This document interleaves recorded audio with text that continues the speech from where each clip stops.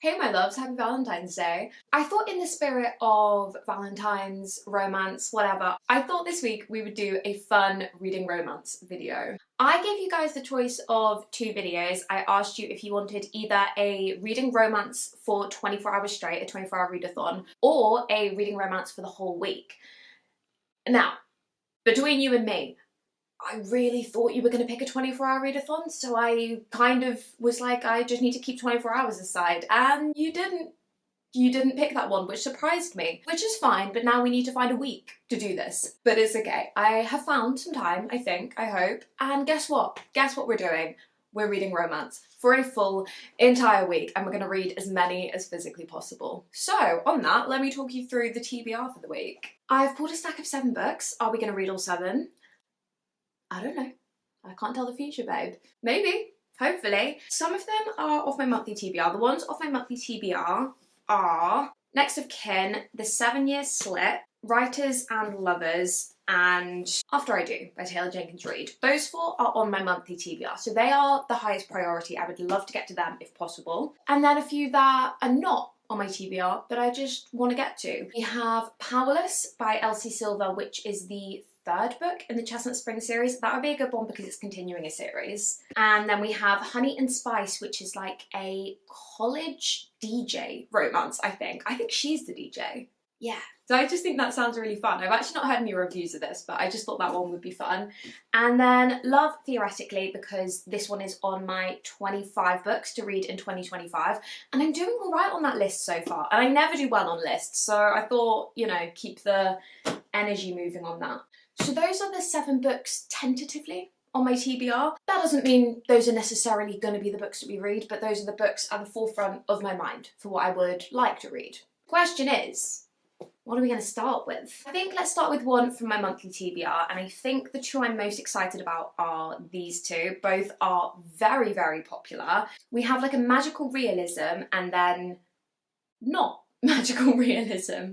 Maybe I'll start with this because I have wanted to read a Hannah Bonam-Young for so long. I did kind of want to start with Out on a Limb, but plans out the window, babe. I think we're going to start with this one. I think we're going to start with this, and I'll check in with you when I've made some progress. I was most definitely meant to start this video last night, but alas, I did not. So we're starting it now. We're going to start reading our first book. I'm excited. I have very high hopes. Also, if you can see my hand, I just did my makeup and apparently I'm incapable of putting mascara on without my hand looking like that. Anyway, dedication says, this book was dedicated to those who think Jess was Rory's best boyfriend. The rest of you are wrong. Who are these people? I'm Googling. Gilmore Girls. I feel like I should watch that. I feel out of the know with that show. Everyone's obsessed with it. It's a full watch though, right? Everyone's always saying like, oh, watch it in the autumn. Maybe I'll do that. Everyone let me know if I should watch Gilmore Girls. I wrote a message in my notes that I'm never gonna send to you, saying I'm sorry.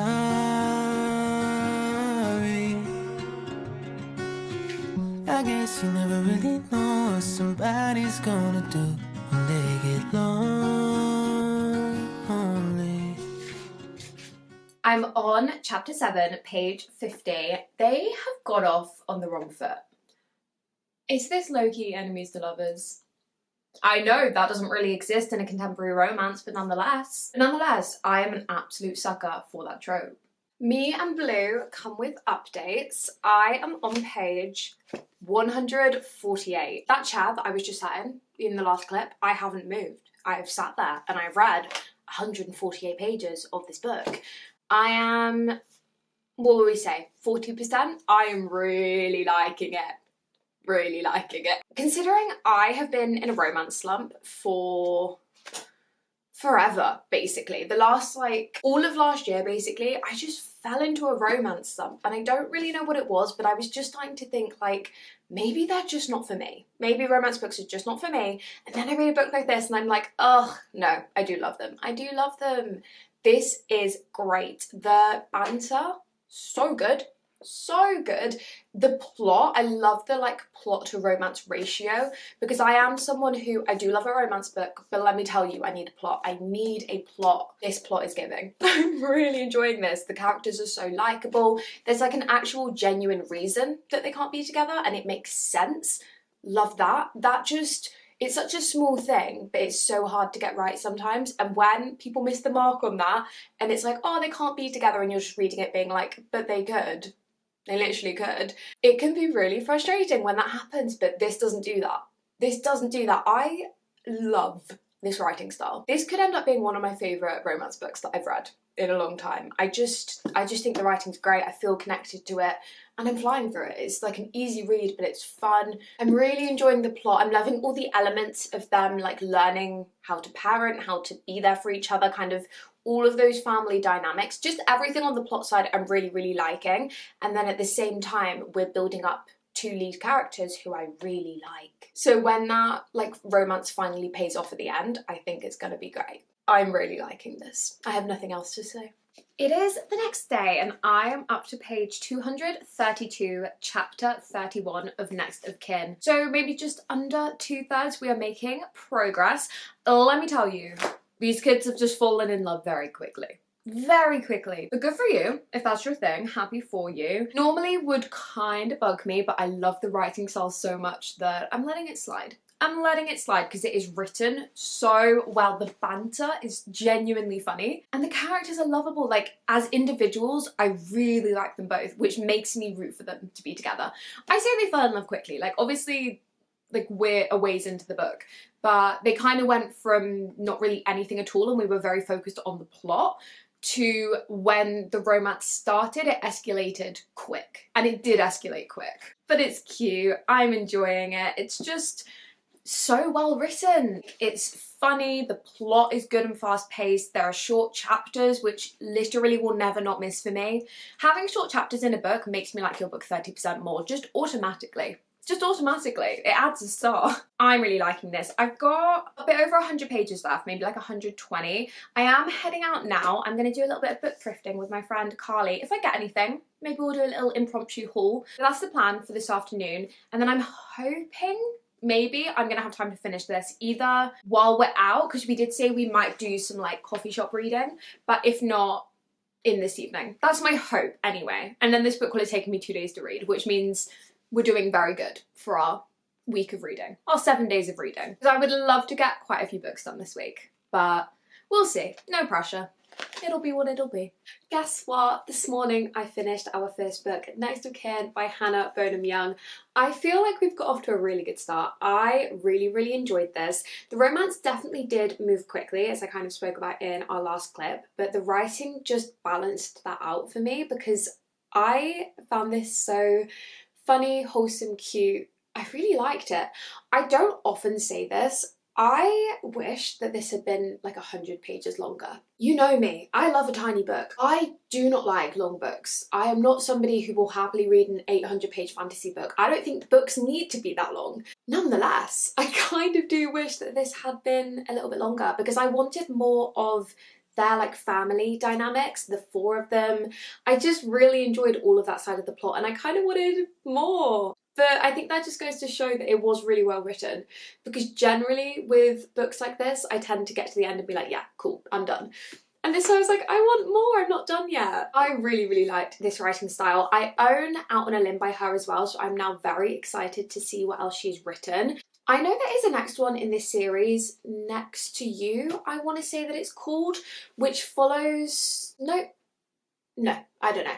If anyone has read it, please let me know what you thought. Let me know if you think I should continue. But I'm excited to get to Out on a Limb because I know that is beloved and I think I'm really, really gonna like it. I pretty much flew through it. It took me just over 2 days to read it, but like I read the majority in 2 days. Very bingeable, fun, easy to read, but also some really like lovely conversations in here as well. So excited to read more from her and excited to start another book. I'm thinking I want something a little bit different, so we could do The 7-Year Slip for a little bit of magical realism. We could do After I Do, because I think even though it is technically a romance, I think it's going to be quite different. I have a feeling it might have some more like literary themes, so that might be good. But at the same time, The 7-Year Slip is on my monthly TBR and I know you guys are obsessed with it, so I might start that. I don't know. I'll let you know. I'll make a decision and we'll cut to the next clip and you can see what I start. You found somebody better than me to take care of your insecurities. You did it all while leaving me in the dark. I try so hard to be what you need. I have just made it to part 2, which is page 72. It's just a tiny little bit of After I Do. Did I tell you I was starting the 7-year slip? I lied. Sorry. I started this. I thought it just might be a little bit different from Next to Kin. And it is a little bit different. Basically, part 1, we have watched our main couple fall in love. So their entire journey up to where they are now, because where they are now is in a loveless marriage. And we're basically, I can't remember if I was at the premise of this book, I don't think I did. It's basically we're following a couple who fell in love in college, and then many years down the line, a decade later, their marriage, it says, reaches breaking point. And basically they decide to spend a year apart, completely apart. So I think that's the bit that we're going to follow after this. But the bit up till this point has been so sweet, and you're following their entire romance. So how they met, how they fell in love, everything after that. And it's so sweet, and you're backing them, but you know what's coming, and that is so well done. Taylor Jenkins Reid is once again playing with my emotions, because when does she not? When does she not? Yeah, where we've got to now, we basically watched them fall in love, and then we've watched the sort of slow breakdown of their marriage, and I am hooked. I am absolutely seated, hooked, excited. This is great so far, and I'm only 72 pages in, so I don't know where this is going to go, but so far, really liking it. Good morning. I thought we would touch base on After I Do. I've actually swapped over to the audiobook for no real reason other than I was doing a few bits yesterday and wasn't able to physically read, and I wanted to keep going with the story, so audiobooked it. And I am at 48%, so basically halfway, just under halfway. I have literally just finished part 2, and when I tell you I just gasped at something out loud, I was listening to my audiobook, I gasped out loud. That hasn't happened since Cleopatra and Frankenstein. If you know, you know. It's so weird because Taylor Jenkins Reid has done such a good job of making me equal parts root this couple and equal parts be like, I actually don't think they belong together. So I don't know how I want this to end, because one big part of me, and because you saw them fall in love and you saw all that sweetness and you see bits of how good they are for each other, that part of me wants them to be together. And then equally, you see where everything went wrong, and it's all very reasonable stuff, and you equally are like, maybe we shouldn't do that. I kind of think I know how it's going to end. I have an inkling, if you will, potentially maybe based off the ending of a different one of her books that I've read. I'm thinking it might be something along the same lines, but I don't know. That's where I think that this is heading, but obviously I still have half the book to go, so I don't actually know. But yeah, I'm very, very torn, which is a really nice reading experience actually, because it doesn't feel super obvious. You're not kind of yelling at the characters being like, oh, just do this. I'm as torn as they are. Which is, yeah, it makes for a nice reading experience. Taylor Jenkins Reid is good at making complicated characters and complicated situations. No one is this evil villain.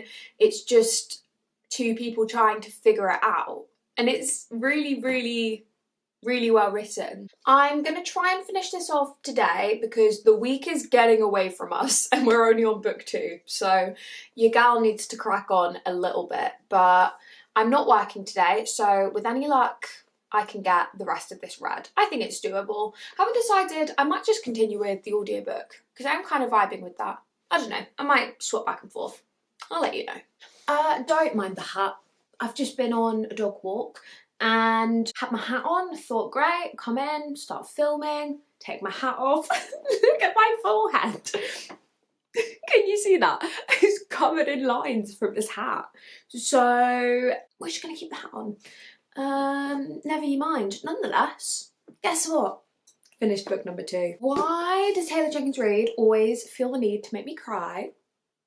Why? I didn't bawl, but I did tear up at a certain section, which we all knew was coming, but nonetheless, she always does this. She you know the sad thing is coming, and that almost makes it worse. Almost makes it worse, because it's like the pain of knowing it's coming. Exact same thing with Carrie Soto. The sad thing that happens, which I obviously won't spoil, the entire way through I was like, yeah, I know that's coming, I know it's happening, I'm scared, and then it happened and I was like, great. I really liked this. It did not end how I thought it was going to end. I was pretty confident that I thought I knew where it was going based off of something else. I just had an inkling that based on, I won't say which book, but a different book of hers, I just thought it was going to do something similar, but it actually ended up doing the opposite, which is probably a good thing. And whether you like her books or not, although I'm literally yet to meet someone who doesn't, whether you like her books or not, you cannot tell me she doesn't have range. You cannot tell me that. Every single one of her books that I have read, so different. This one was like obviously a bit more similar vibes to, what's it called? One True Loves. And obviously those are like both of her older books.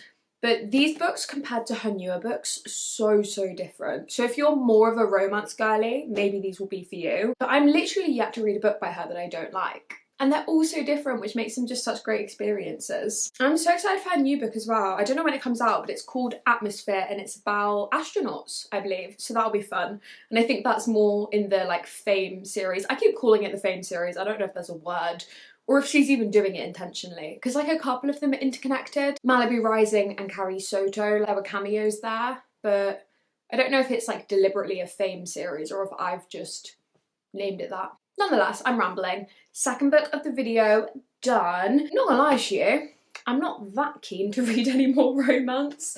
I just don't tend to read genres back to back. Even though this was relatively different, I mean very different from Next of Kin, and they both had pretty strong plots, which I did like, I just don't tend to read genres back to back.